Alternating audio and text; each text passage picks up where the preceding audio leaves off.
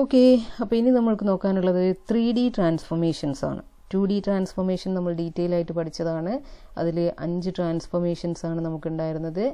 Translation, rotation, scaling, reflection, shear. ഈ 5 കേസസും തന്നെയാണ് 3D ട്രാൻസ്ഫോർമേഷൻസിൽ നമ്മൾ പഠിക്കുന്നത്. ഇനി 3D ട്രാൻസ്ഫോർമേഷനും നമ്മൾ ഹോമോജീനസ് കോർഡിനേറ്റ് റെപ്രസെൻറ്റേഷനിലാണ് പഠിക്കുന്നത്. അതെന്തിനാണെന്നുള്ളതൊക്കെ ഡീറ്റെയിൽ ആയിട്ട് നമ്മൾ 2Dൻ്റെ കേസിൽ തന്നെ പറഞ്ഞിട്ടുള്ളതാണ്. അപ്പോൾ ഇവിടെ 2D ട്രാൻസ്ഫോർമേഷന് നമ്മളൊരു 3x3 ട്രാൻസ്ഫോർമേഷൻ മെട്രിക്സ് യൂസ് ചെയ്ത പോലെ തന്നെ ഇവിടെ ട്രാൻസ്ഫോർമേഷൻ മെട്രിക്സസ് എല്ലാം 4x4 മെട്രിക്സസ് ആണ്. അതുമാത്രം തന്നെയാണ് നമുക്ക് 2Dയിൽ നിന്നും ഇവിടെ ഒരു ഡിഫറൻസ് എന്ന് പറയാനുള്ളത്. ഇവിടെ നമുക്ക് 3 കോർഡിനേറ്റ് വാല്യൂസ് കിട്ടും. XYZ കോർഡിനേറ്റ് വാല്യൂസ് ഉണ്ടാവും. അതുപോലെ തന്നെ ട്രാൻസ്ലേഷൻ്റെ കേസ് എടുക്കുമ്പോൾ ട്രാൻസ്ലേഷൻ എന്ന് പറയുന്ന ഒരു സ്ട്രൈറ്റ് ലൈൻ പാത്തിലുള്ള റീപൊസിഷനിങ് ആണ്. ഇതൊന്നും ഇനിയിപ്പോൾ പറയേണ്ട കാര്യമില്ല. അപ്പോൾ TX, TY, TZ എന്നുള്ളതാണ് നമ്മൾ അതിലേക്ക് ഓരോ കോർഡിനേറ്റ് വാല്യൂയിലേക്കും ആഡ് ചെയ്യാൻ ഉദ്ദേശിക്കുന്ന ആ ഒരു ഡിസ്പ്ലേസ്മെൻറ്റ് വാല്യൂസ്. അപ്പോൾ അത് നമുക്ക് മെട്രിക്സ് റെപ്രസെൻറ്റേഷനിൽ ഇതുപോലെ റെപ്രസെൻറ്റ് ചെയ്യാം. P' = T × P. അപ്പോൾ ഇവിടെ നിങ്ങൾക്ക് അതിൻ്റെ എഫക്റ്റ് എങ്ങനെയാണ് വരുന്നത് എന്നുള്ളത് കാണാം. അതുപോലെ ഇവിടെ ഒരു 3Dയിൽ പൊസിഷൻ ചെയ്തിരിക്കുന്ന ഒരു പോയിന്റ് P XYZ, അതിന് ആഫ്റ്റർ ട്രാൻസ്ലേഷൻ നമ്മൾ എങ്ങോട്ട് ചേഞ്ച് ചെയ്യുന്നു എന്നുള്ളത് എൻ്റെ ഒരു റീപൊസിഷനിങ് ജസ്റ്റ് ഇവിടെ കാണിച്ചിട്ടുണ്ട്. ഇനി നമുക്ക് നോക്കാനുള്ളത് റൊട്ടേഷനാണ്. ഇപ്പോൾ 2Dയിൽ പറഞ്ഞ പോലെ തന്നെ നമുക്ക് ഏതൊരു ലൈനിനെ ഡിപ്പെൻഡ് ചെയ്തിട്ടുള്ള റൊട്ടേഷൻ നമുക്ക് സ്പെസിഫൈ ചെയ്യാൻ പറ്റും, ഇക്വേഷൻസ് വെച്ച് കാൽക്കുലേറ്റ് ചെയ്യാൻ പറ്റും. അപ്പോൾ ഫസ്റ്റ് നമ്മൾ നോക്കാൻ പോകുന്നത് എക്സ് ആക്സിസിനെ ബേസ് ചെയ്തുകൊണ്ടുള്ള റൊട്ടേഷനാണ്. അപ്പോൾ നിങ്ങൾ 2Dൻ്റെ റൊട്ടേഷൻ ഇക്വേഷൻസ് ഓർത്തിരിക്കണം. X' = X cos θ - Y sin θ, Y' = X sin θ + Y cos θ. ഇത്രയുമാണ് നമ്മൾ 2Dൻ്റെ റൊട്ടേഷനിൽ ഇക്വേഷൻ കണ്ടിരുന്നത്. 2Dയിൽ നമ്മൾ XY പ്ലെയിനിൽ ഒരു പോയിന്റ് റൊട്ടേറ്റ് ചെയ്യുന്നു. അത് എബൌട്ട് ദ ഒറിജിൻ ആയിരുന്നു. ഒറിജിനിൽ പിവോട്ട് പോയിന്റ് ആയിട്ട് റൊട്ടേറ്റ് ചെയ്യുന്ന ഒരു കേസാണ് നമ്മൾ ഡിസ്കസ് ചെയ്തിരുന്നത്. ഇനി പിവോട്ട് പോയിന്റ് ഒറിജിൻ അല്ല തരുന്നതെങ്കിൽ അതിനെ പിവോട്ട് പോയിന്റിലേക്ക് ഷിഫ്റ്റ് ചെയ്തിട്ട് റൊട്ടേറ്റ് ചെയ്ത് തിരിച്ച് അങ്ങോട്ട് തന്നെ ട്രാൻസ്ലേഷൻ നടത്തുന്ന കേസൊക്കെ നമ്മൾ ഡിസ്കസ് ചെയ്തിട്ടുണ്ട്. ഇപ്പോൾ ഇവിടെ 3Dയിൽ പറയുന്ന കേസ് എന്ന് പറയുന്നത് Z ആക്സിസ് റൊട്ടേഷൻ ആണ്. Z ആക്സിസിൻ്റെ അറൗണ്ട് ആയിട്ടാണ് നമ്മൾ റൊട്ടേഷൻ അല്ലെങ്കിൽ ആ ഒരു റൊട്ടേറ്റ് ചെയ്യുന്ന പോയിന്റ് മൂവ് ചെയ്യുന്നത്. അപ്പോൾ അതിൽ ചേഞ്ച് വരാത്ത ഒരു പോയിന്റ് എന്ന് പറയുന്നത്, ഒരു കോർഡിനേറ്റ് പൊസിഷൻ എന്ന് പറയുന്നത് Z ആക്സിസ് വാല്യൂ ആണ്. ഈ ഒരു ഫിഗറിൽ നിങ്ങൾ നോക്കുക, ഇവിടെ പൊസിഷൻ ചെയ്തിരിക്കുന്ന ഒരു ഒബ്ജക്റ്റിനെ Z ആക്സിസിൽ നമ്മൾ റൊട്ടേറ്റ് ചെയ്യുമ്പോൾ ഈ Z ആക്സിസിൽ നമ്മൾ റൊട്ടേറ്റ് ചെയ്യുന്ന സമയത്ത് Z ആക്സിസിൻ്റെ ആ കോർഡിനേറ്റ് പൊസിഷൻസിലൊന്നും തന്നെ വ്യത്യാസം വരുന്നില്ല. എക്സിലും വൈയിലും ഡിഫറൻസ് വരികയും ചെയ്യും. അപ്പോൾ അതിനെ കാണിക്കുന്ന ഒരു ഇക്വേഷനാണ് ഇവിടെ കാണിച്ചിട്ടുള്ളത്. X' Y' കിട്ടാനുള്ള ഇക്വേഷൻ പറഞ്ഞിട്ടുണ്ട്. അതുപോലെ Z' കിട്ടാനുള്ള ഇക്വേഷൻ എന്ന് പറയുന്നത് സെയിം ടു Z ആണ്. Theta is the rotation angle. ഇനി അതിൻ്റെ ഹോമോജീനസ് കോർഡിനേറ്റ് ഫോമിൽ, മെട്രിക്സ് ഫോമിൽ നോക്കുന്ന സമയത്ത് ഈ ഒരു രീതിയിലാണ് എൻ്റെ റെപ്രസെൻറ്റേഷൻ വരുന്നത്. സിമ്പിളാണ്. ഈ ഒരു ഇക്വേഷൻ കിട്ടിക്കഴിഞ്ഞാൽ നമുക്കതിൻ്റെ മെട്രിക്സ് റെപ്രസെൻറ്റേഷൻ എന്ന് പറയുന്നത് വളരെ ഈസി ആയിട്ടുള്ളൊരു കാര്യമാണ്. ഈ 2 മെട്രിക്സ് മൾട്ടിപ്ലൈ ചെയ്ത് കഴിഞ്ഞാൽ നമുക്ക് ഈ ഇക്വേഷൻ കിട്ടണം എന്നുള്ളത് മാത്രമേ ഉള്ളൂ. അപ്പോൾ അതിൻ്റെ representation P = RZ, Z axis base ചെയ്തിട്ടുള്ള റൊട്ടേഷൻ ആണെന്ന് പറയാൻ വേണ്ടിയിട്ടാണ് RZ θ × P. ഇനി transformation equation for rotations about the other 2 coordinate axes can be obtained with a cyclic permutation of the coordinate parameters X, Y and Z. That is replace the following. ഇനി നമുക്ക് Z axis റൊട്ടേഷനാണ് ഇപ്പോൾ കിട്ടിയത്. ഇനി മറ്റു കോർഡിനേറ്റിനെ depend ചെയ്തുകൊണ്ടുള്ള അല്ലെങ്കിൽ മറ്റു കോർഡിനേറ്റ്സിനെ rotate ചെയ്യുന്ന രീതിയിൽ ബാക്കിയുള്ള കോർഡിനേറ്റ് വാല്യൂസ് കിട്ടാനായിട്ട് നമുക്ക് ഒരു സൈക്ലിക് പെർമ്യൂട്ടേഷൻ അപ്ലൈ ചെയ്യാം ഇതിൽ. അപ്പോൾ എക്സിനെ വൈ ആയിട്ട് ഇങ്ങനെ ഒരു സ്വാപ്പിംഗ് ആണ് ഇവിടെ നടക്കുന്നത്. അപ്പോൾ നമുക്ക് നോക്കാം എങ്ങനെയാണത് വരുന്നതെന്ന്.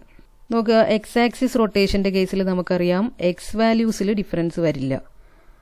അപ്പോൾ അതിൻ്റെ ഈ ഒരു X to Y, Y to Z and Z to Y എന്നുള്ള രീതിയിൽ ഇവിടെ നമ്മൾ കണ്ടിരുന്ന എക്സ് വാല്യൂവിനെ നമ്മൾ ഇങ്ങോട്ട് ഷിഫ്റ്റ് ചെയ്തു. ബാക്കിയുള്ളതിന് ഈ ഒരു രീതിയിലുള്ള സൈക്ലിംഗ് ആണ് ഇവിടെ നടക്കുന്നത്. അതിന് കറസ്പോണ്ടിങ് ആയിട്ട് നമുക്ക് ഇവിടെ തരുന്ന വൈയും സെഡും, നമ്മൾ നേരത്തെ കണ്ട എക്സും വൈക്കും പകരം എക്സും വൈ ഇവിടെ ഉണ്ടായിരുന്ന എക്സും വൈക്കും പകരം ഇവിടെ വൈയും സെഡുമായി മാറിയിട്ടുണ്ട്. ആ കറസ്പോണ്ടിങ് ആയിട്ടുള്ള ചേഞ്ചസ് ഇവിടെയും വരുത്തുക. ഇവിടെ നമുക്കിങ്ങനെ സൈക്ലിക് മൂവ്മെന്റ് വെച്ച് എല്ലാത്തിൻ്റെയും ഇക്വേഷൻസ് കാണാൻ സാധിക്കും. അപ്പോൾ അതിൻ്റെ ഹോമോജീനിയസ് കോർഡിനേറ്റ് റെപ്രസെൻറ്റേഷൻ നോക്കുക. നമുക്കിവിടെ മൾട്ടിപ്ലൈ ചെയ്ത് കഴിഞ്ഞാൽ ഈ ഒരു ഇക്വേഷൻ കിട്ടേണ്ട രീതിയിൽ നമ്മളിവിടെ അതിൻ്റെ cos theta minus sine theta cos theta വാല്യൂസിനെ അറേഞ്ച് ചെയ്ത് വെച്ചിട്ടുണ്ട്. അപ്പോൾ അതിൻ്റെ റെപ്രസെൻറ്റേഷനാണ് P dash equal to R X theta dot P. ഇനി വൈ ആക്സിസ് റൊട്ടേഷനും ഈ ഒരു സൈക്ലിക് പെർമ്യൂട്ടേഷൻ വെച്ചിട്ട് തന്നെ നമുക്ക് ഫൈൻഡ് ഔട്ട് ചെയ്യാം.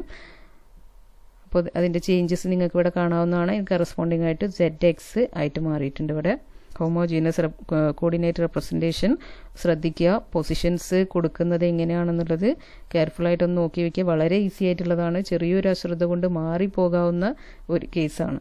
ഇനി അതിൻ്റെ റെപ്രസെൻറ്റേഷൻ ഇവിടെ കൊടുത്തിട്ടുണ്ട്. P dash equal to RY theta dot P. ഇനി തീറ്റ എന്ന് പറയുന്നത് പോസിറ്റീവ് തരുന്ന കേസിൽ അല്ലെങ്കിൽ റൊട്ടേഷൻ ആംഗിൾ പോസിറ്റീവ് ആയിരിക്കുന്ന കേസിൽ കൗണ്ടർ ക്ലോക്ക് വൈസിലാണ് റൊട്ടേഷൻ സംഭവിക്കുന്നത്. നമ്മൾ 2Dൻ്റെ കേസിലും കണ്ടിട്ടുള്ളതാണ്. ഇനി നെഗറ്റീവ് തീറ്റയാണെങ്കിലോ, റൊട്ടേഷൻ ആംഗിൾ നെഗറ്റീവ് ആണെങ്കിലാണ് ക്ലോക്ക് വൈസ് റൊട്ടേഷൻ സംഭവിക്കുന്നത്. ഇനി ഇങ്ങനെ ക്ലോക്ക് വൈസ് റൊട്ടേഷൻ സംഭവിക്കുമ്പോൾ തീറ്റയുടെ വാല്യൂ നെഗറ്റീവ് ആവുന്ന സമയത്ത് നമുക്ക് ആകെ ചേഞ്ച് വരുന്നത് സൈൻ ഫംഗ്ഷനിൽ മാത്രമാണ്. സൈൻ ഫംഗ്ഷനെ മാത്രമാണ്, അതായത് നമ്മളുടെ ഈ ഇക്വേഷനിലുള്ള സൈൻ ഫംഗ്ഷൻസിനെ മാത്രമാണ് ഈ ഒരു സിമ്പിൾ എഫക്റ്റ് ചെയ്യുന്നുള്ളൂ. അതുകൊണ്ട് തന്നെ നമുക്ക് ഇതിൻ്റെ ഇൻവേഴ്സ്, ഇപ്പോൾ തീറ്റ ആംഗിളിൽ റൊട്ടേറ്റ് ചെയ്യുന്ന അതിൻ്റെ മെട്രിക്സ് ഉണ്ടെങ്കിൽ അതിനെ മൈനസ് തീറ്റയിൽ റൊട്ടേറ്റ് ചെയ്യുന്ന മെട്രിക്സ് ആയിട്ട് മാറ്റാനായിട്ട് നമുക്ക് അതിൻ്റെ ഇൻവേഴ്സ് കണ്ടാൽ മതി.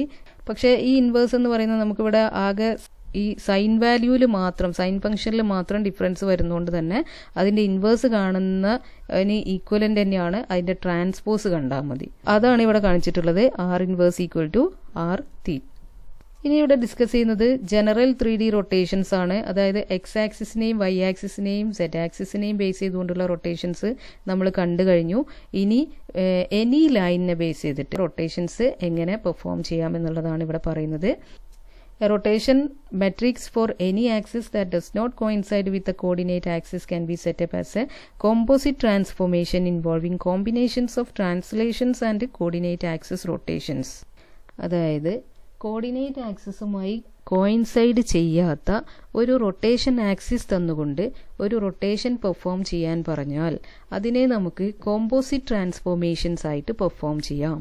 ഈ കോമ്പോസിറ്റ് ട്രാൻസ്ഫോർമേഷൻസിൽ ട്രാൻസ്ലേഷൻസും അതുപോലെ തന്നെ കോർഡിനേറ്റ് ആക്സിസ് റൊട്ടേഷൻസ്, നമ്മളിപ്പോൾ പഠിച്ച Z axis, Y axis, X axis rotations, അതിൻ്റെ കോമ്പിനേഷനും ട്രാൻസ്ലേഷനും എല്ലാം പെർഫോം ചെയ്തുകൊണ്ട് നമുക്ക് ഈ ഒരു എനി ആക്സിസ് റൊട്ടേഷൻ പെർഫോം ചെയ്യാൻ സാധിക്കും. അതെങ്ങനെയാണെന്നുള്ളതാണ് നമ്മൾ അടുത്തതായിട്ട് നോക്കുന്നത്. അതിലെ ഫസ്റ്റ് കേസ് എന്ന് പറയുന്നത് നമുക്ക് തന്നിട്ടുള്ള റൊട്ടേഷൻ ആക്സിസ്, ഏതൊരു ലൈനിനെ ബേസ് ചെയ്തുകൊണ്ടാണോ നമുക്ക് റൊട്ടേഷൻ പെർഫോം ചെയ്യേണ്ടത് അതിനെയാണ് റൊട്ടേഷൻ ആക്സിസ് എന്ന് പറയുന്നത്. റൊട്ടേഷൻ ആക്സിസ് Z ആക്സിസ് തന്നെ അല്ലെങ്കിൽ Y ആക്സിസ് തന്നെ അതല്ലെങ്കിൽ X ആക്സിസ് തന്നെ ആവുന്ന കേസിലുള്ള ഇക്വേഷൻസ് ആണ് നമ്മൾ ഇതിനു മുമ്പേ മെട്രിക്സ് ഫോമാറ്റിൽ സെറ്റ് ചെയ്ത് വെച്ചിട്ടുള്ളത്. ഇതിൻ്റെ മുമ്പേ ഡിസ്കസ് ചെയ്ത 3 കേസസ്. ഇനി ഇൻ കേസ് നമുക്ക് ഏതെങ്കിലും ഒരു ലൈന് അത് സെഡും എക്സും വൈയും ഒന്നുമല്ലാത്ത ഒരു ആക്സിസ് തന്നുകൊണ്ട് നമുക്ക് റൊട്ടേഷൻ പെർഫോം ചെയ്യാൻ പറയുകയാണെങ്കിൽ അതെങ്ങനെ പെർഫോം ചെയ്യാം എന്നുള്ളതാണ് ഇവിടെ പറയുന്നത്. അപ്പോൾ അതിലെ ഫസ്റ്റ് കേസാണ് റൊട്ടേഷൻ ആക്സിസ് ഏതെങ്കിലും ഒരു കോർഡിനേറ്റ് ആക്സിസിന് പാരലൽ ആയിരിക്കുന്ന കേസ്. ഈ കേസിൽ ഈ ഒരു റൊട്ടേഷൻ പെർഫോം ചെയ്യാനായിട്ട് നമുക്ക് 2 ഓപ്പറേഷൻസ് അല്ലെങ്കിൽ 3 ഓപ്പറേഷൻസ് ആണ് വേണ്ടത്. അത് ഈ ഒരു തന്നിരിക്കുന്ന റൊട്ടേഷൻ ആക്സിസിനെ ഫസ്റ്റ് ട്രാൻസ്ലേറ്റ് ചെയ്യുക. ഏതെങ്കിലും ഒരു ആക്സിസിന് പാരലൽ ആയിരിക്കുമല്ലോ, ആ പാരലൽ ആയിട്ടുള്ള ആക്സിസിൽ റൊട്ടേഷൻ ആക്സിസ് കോയിൻസൈഡ് ചെയ്യുന്ന രീതിയിൽ ട്രാൻസ്ലേഷൻ ചെയ്യുക. അപ്പോൾ നമ്മളുടെ റൊട്ടേഷൻ ആക്സിസും കോർഡിനേറ്റ് ആക്സിസും കോയിൻസൈഡ് ചെയ്തു എന്ന് വെച്ചാൽ ഒരു സിംഗിൾ ലൈനാണ്. ഇനി കോർഡിനേറ്റ് ആക്സിസിനെ ബേസ് ചെയ്തുകൊണ്ട് റൊട്ടേഷൻ പെർഫോം ചെയ്യുക. ആഫ്റ്റർ റൊട്ടേഷൻ നമുക്ക് ചെയ്ത ട്രാൻസ്ലേഷൻ്റെ ജസ്റ്റ് ഇൻവേഴ്സ്, അതായത് ഫോർവേഡ് മൂവ്മെൻ്റ് ആയിരുന്നെങ്കിൽ പിന്നെ ബാക്ക്വേർഡ് മൂവ്മെൻറ്റ്. ആദ്യം നമ്മളുടെ ആ റൊട്ടേഷൻ ആക്സിസ് നിന്നിരുന്ന പൊസിഷനിലേക്ക് തന്നെ റൊട്ടേഷൻ ആക്സിസിനെ ട്രാൻസ്ലേറ്റ് ചെയ്യുക എന്ന് വെച്ചാൽ അതിന് കറസ്പോണ്ടിങ് ആയിട്ടുള്ളൊരു ചേഞ്ച് ആ എല്ലാ വാല്യൂസിലും XYZ ആക്സിസ് വാല്യൂസിലെല്ലാം തന്നെ വരുത്തുക. അപ്പോൾ തിരിച്ച് അവിടേക്ക് തന്നെ റീപ്ലേസ് ചെയ്യുക. അപ്പോൾ ഈ രീതിയിൽ നമുക്ക് കോർഡിനേറ്റ് ആക്സിസിന് പാരലൽ ആയിട്ടുള്ള റൊട്ടേഷൻ ആക്സിസിൻ്റെ കേസസ് സോൾവ് ചെയ്യാം. അപ്പോൾ ഈ ഒരു 3 ട്രാൻസ്ഫോർമേഷൻസ് നമ്മൾ കോമ്പോസിറ്റ് ആയിട്ട് ചെയ്യുന്ന ഈ 3 ട്രാൻസ്ഫോർമേഷൻസ് നമുക്കിവിടെ കാണാം. P' അപ്പോൾ ഇവിടെ ശ്രദ്ധിക്കുക, ഇവിടെ P ആണ് നമ്മളുടെ ഒറിജിനൽ പോയിന്റ്. അതിനെ നമ്മൾ ആദ്യം എടുത്ത് അതിന് റിലേറ്റഡ് ടു ഏതെങ്കിലും ഒരു ആക്സിസ്, ഏതിന് പാരലൽ ആയിട്ടാണോ നിൽക്കുന്നത് ആ ആക്സിസിലേക്ക് കോയിൻസൈഡ് ചെയ്യുന്ന രീതിയിൽ ഷിഫ്റ്റ് ചെയ്യുന്ന ആ ഒരു ട്രാൻസ്ലേഷനാണ് ഇവിടെ കാണിച്ചിട്ടുള്ളത്. അപ്പോൾ നമ്മൾ ആദ്യമേ പറഞ്ഞതാണ് മെട്രിക്സ് മൾട്ടിപ്ലിക്കേഷൻ ആണ് ഇവിടെ എല്ലാം അപ്ലൈ ചെയ്തിട്ടുള്ളത്. അതുകൊണ്ട് തന്നെ അതിൻ്റെ ഓർഡർ വെരി വെരി ഇമ്പോർട്ടൻ്റ് ആണ്. പിന്നെ അവസാനം അത് മാറിപ്പോകരുത്. അപ്പോൾ ഇവിടെ നടത്തുന്ന ആദ്യ ട്രാൻസ്ലേഷൻ നമുക്ക് കാണാൻ സാധിക്കുന്നത് ഇവിടെയാണ്. പിന്നെ അതിനെ റൊട്ടേറ്റ് ചെയ്യുന്നു, നമ്മളുടെ ഏതെങ്കിലും ഒരു കോർഡിനേറ്റ് ആക്സിസിനെ ബേസ് ചെയ്തുകൊണ്ട് റൊട്ടേറ്റ് ചെയ്യുന്നു നീഡഡ് തീറ്റ ആംഗിളിൽ. അതിനുശേഷം ഇവിടെ ഇപ്പോൾ എക്സ് ആക്സിസിന് പാരലൽ എന്നുള്ള കൺസെപ്റ്റിലാണ് എടുത്തിരിക്കുന്നത്, RX എടുത്തിരിക്കുന്നത്. അതിനുശേഷം തിരിച്ച് ഈ ഒരു ട്രാൻസ്ലേഷൻ്റെ ജസ്റ്റ് ഓപ്പോസിറ്റ് ഫംഗ്ഷൻ, അതിൻ്റെ ഇൻവേഴ്സ് ഇവിടെ പെർഫോം ചെയ്യുന്നു. അപ്പോൾ ഈ ഒരു ട്രാൻസ്ഫോർമേഷൻ്റെ മൊത്തത്തിലുള്ള ഈ ഒരു ട്രാൻസ്ഫോർമേഷൻ്റെ കോമ്പോസിറ്റ് മെട്രിക്സ് ഇവിടെ കാണിച്ചിട്ടുണ്ട്, നോക്കുക. ഇനി അടുത്ത കേസ്, ഒരു കോർഡിനേറ്റ് ആക്സിസിനും പാരലൽ അല്ലാത്ത ഒരു ലൈൻ തന്നുകൊണ്ട് റൊട്ടേഷൻ പെർഫോം ചെയ്യാൻ പറയുമ്പോഴാണ്. റൊട്ടേഷൻ ആക്സിസ് ഒരു കോർഡിനേറ്റ് ആക്സിസിനും പാരലൽ അല്ലാത്ത ഒരു ലൈൻ ആയിരിക്കുമ്പോൾ റൊട്ടേഷൻ എങ്ങനെ പെർഫോം ചെയ്യാം? ഇവിടെ ഫസ്റ്റ് ചെയ്യുന്നത് റൊട്ടേറ്റ് ചെയ്യാനുള്ള ഒബ്ജക്റ്റിനെ അല്ലെങ്കിൽ ആ പോയിന്റിനെ ട്രാൻസ്ലേറ്റ് ചെയ്ത് ആ റൊട്ടേഷൻ ആക്സിസ് കോർഡിനേറ്റ് ഒറിജിനിലൂടെ പാസ് ചെയ്യുന്ന രീതിയിൽ ട്രാൻസ്ലേറ്റ് ചെയ്യാം. റൊട്ടേഷൻ ആക്സിസ് കോർഡിനേറ്റ് ഒറിജിനിലൂടെ പാസ് ചെയ്യുന്ന രീതിയിൽ തന്നിരിക്കുന്ന ഒബ്ജക്റ്റിനെ ട്രാൻസ്ലേറ്റ് ചെയ്യുക. ദെൻ റൊട്ടേഷൻ ആക്സിസ് ഏതെങ്കിലും ഒരു കോർഡിനേറ്റ് ആക്സിസിനോട് കോയിൻസൈഡ് ചെയ്യുന്ന രീതിയിൽ ഒരു റൊട്ടേഷൻ പെർഫോം ചെയ്യുക. അതിനുശേഷം നമുക്ക് പെർഫോം ചെയ്യാൻ പറഞ്ഞിരിക്കുന്ന അത്രയും ആംഗിളിൽ ഒരു റൊട്ടേഷൻ പെർഫോം ചെയ്യുക ബേസ്ഡ് ഓൺ കോർഡിനേറ്റ് ആക്സിസ്. ഇനി ഈ ചെയ്ത കാര്യങ്ങളെല്ലാം തിരിച്ച് ചെയ്യുക എന്നുള്ളതാണ്. അതായത് നമ്മളുടെ റൊട്ടേഷൻ ആക്സിസ് കോർഡിനേറ്റ് ആക്സിസിനോട് കോയിൻസൈഡ് ചെയ്യുന്ന രീതിയിൽ റൊട്ടേറ്റ് ചെയ്തത് നമുക്ക് തിരിച്ച് ചെയ്യണം. അതുപോലെ ഒബ്ജക്റ്റിന് കോർഡിനേറ്റ് ഒറിജിനിലൂടെ പാസ് ചെയ്യുന്ന രീതിയിൽ റൊട്ടേഷൻ ആക്സിസ് കോർഡിനേറ്റ് ഒറിജിനിലൂടെ പാസ് ചെയ്യുന്ന രീതിയിൽ ഒരു ട്രാൻസ്ലേഷൻ പെർഫോം ചെയ്തിട്ടുണ്ട്, അതിൻ്റെയും ഇൻവേഴ്സ് ഓപ്പറേഷൻ ചെയ്യുക. അപ്പോൾ ഈ രീതിയിൽ നമുക്ക് എനി ആക്സിസ് ബേസ്ഡ് റൊട്ടേഷന് മാനേജ് ചെയ്യാൻ സാധിക്കും. നെക്സ്റ്റ് നമ്മളുടെ ട്രാൻസ്ഫോർമേഷൻ വരുന്നത് സ്കെയിലിംഗ് ആണ്. സ്കെയിലിങ്ങിൻ്റെ 2D മെട്രിക്സ് നമ്മൾ കണ്ടതായിരുന്നു. ഇവിടെ നമുക്ക് Z axis value, Z axis scaling പാരാമീറ്ററും കൂടെ വരുന്നുണ്ട് എന്നുള്ളൊരു ഡിഫറൻസ് മാത്രമേ ഇതിലുള്ളൂ. അപ്പോൾ അതിൻ്റെ ഇക്വേഷൻ റെപ്രസെൻറ്റേഷൻസ് എല്ലാം ഇവിടെ കാണിച്ചിട്ടുണ്ട്.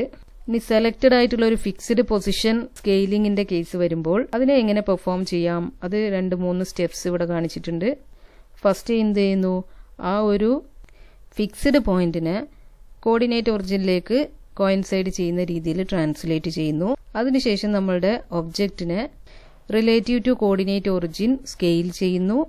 ശേഷം നമ്മൾ ആദ്യം ചെയ്ത ആ ഒരു ട്രാൻസ്ലേഷൻ്റെ ജസ്റ്റ് ഓപ്പോസിറ്റ് ആയിട്ട് നമ്മൾ എടുത്ത പോയിന്റിലേക്ക് തന്നെ നമ്മളുടെ റെഫറൻസ് പോയിന്റിനെ വയ്ക്കുന്നു, ഫിക്സ്ഡ് പോയിന്റിനെ പ്ലേസ് ചെയ്യുന്നു.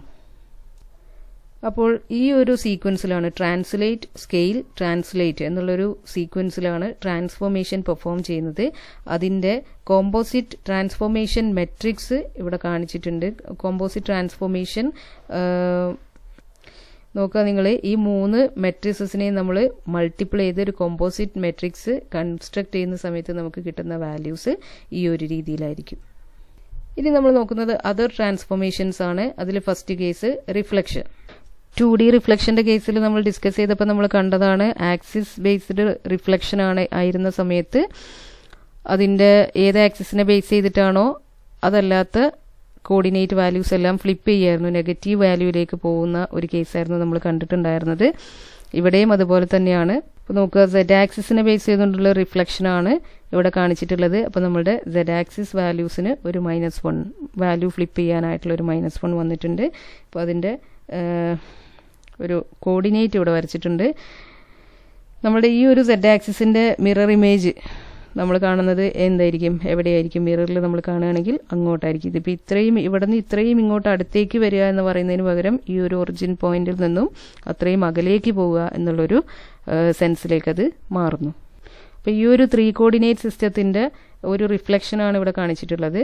അപ്പോൾ ഇതിൽ നോട്ട് ചെയ്യേണ്ട ഒരു കാര്യം എന്ന് പറയുന്നത്, ഇത് reflection relative to XY plane ആണ്. അതായത് XY പ്ലെയിനിൽ നമ്മളൊരു മിറർ വെച്ച് കഴിഞ്ഞാൽ അതിൻ്റെ റിഫ്ലക്ഷനാണ്. എന്ന് വെച്ചാൽ ഈ XY പ്ലെയിൻ എന്ന് പറയുന്നത് Z ആക്സിസിന് പെർപെൻഡിക്കുലർ ആണ്. അത് ട്രാൻസ്ഫോർമേഷൻസിൻ്റെ കേസിൽ ഇനി വരുന്നത് ഷിയറിംഗ് ആണ്. നമുക്ക് ഒബ്ജക്റ്റ് ഷേപ്സ് മോഡിഫൈ ആവുന്ന ഒരേ ഒരു ട്രാൻസ്ഫോർമേഷനാണ് ഷിയറിംഗ് എന്ന് പറഞ്ഞിട്ടുണ്ടായിരുന്നു.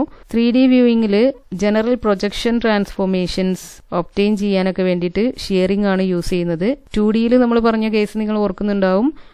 ഒരുപാട് ലേയേഴ്സ് ഉണ്ടായിട്ട് അത് വൺ ഓവർ അനദർ സ്ലൈഡ് ചെയ്യുന്ന ഒരു എഫക്റ്റ് ഒക്കെ വരുന്നത് ഷിയറിംഗിലാണ് നമ്മൾ പറഞ്ഞിട്ടുണ്ടായിരുന്നത്.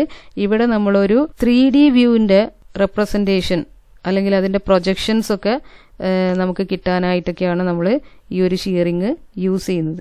അപ്പോൾ ഇവിടെ ഒരു Z ആക്സിസ് ഷിയറിംഗിൻ്റെ മെട്രിക്സ് ആണ് നമുക്ക് തന്നിരിക്കുന്നത്.